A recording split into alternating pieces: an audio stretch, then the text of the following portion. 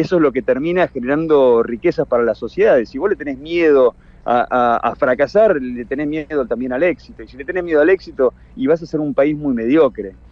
Vos sabés ¿Cómo que estás? estaba pensando lo siguiente, ¿cómo cambia la mentalidad de la gente? Estaba mirando una encuesta donde le dicen a 11.500 jóvenes, ¿cuál es tu mayor ambición?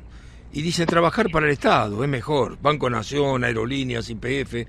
¿Cómo cambias esa mentalidad? Para no crear gente creativa, que busque un trabajo privado, que trate de hacer algo por propio y te encontrás con que la mayoría te dice, bueno, mejor trabajar en el Estado. ¿Cómo haces?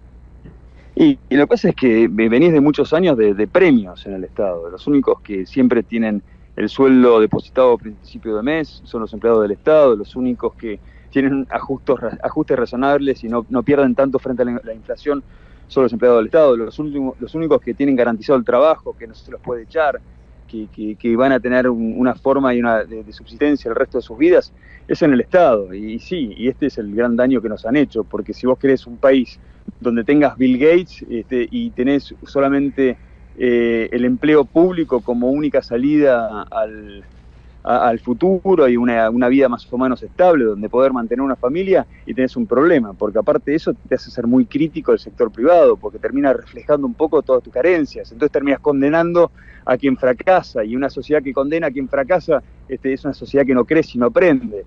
Tenés un problema, definitivamente. Por lo pronto hay que perderle el miedo a equivocarse, y hay que recuperar los valores en orden, ¿no? Está muy bien que nuestros ídolos sean los músicos y los futbolistas.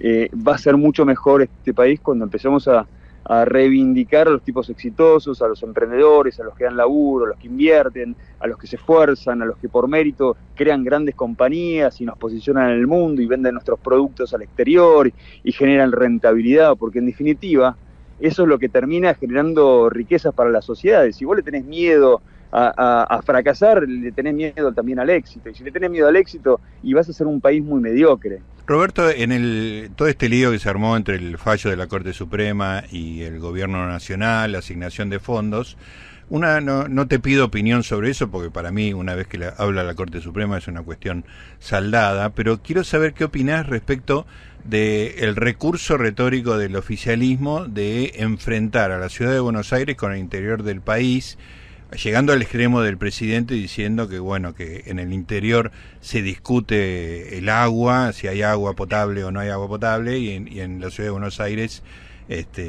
los subtes, ¿no? ¿Qué respuesta le das vos a ese tipo de discurso?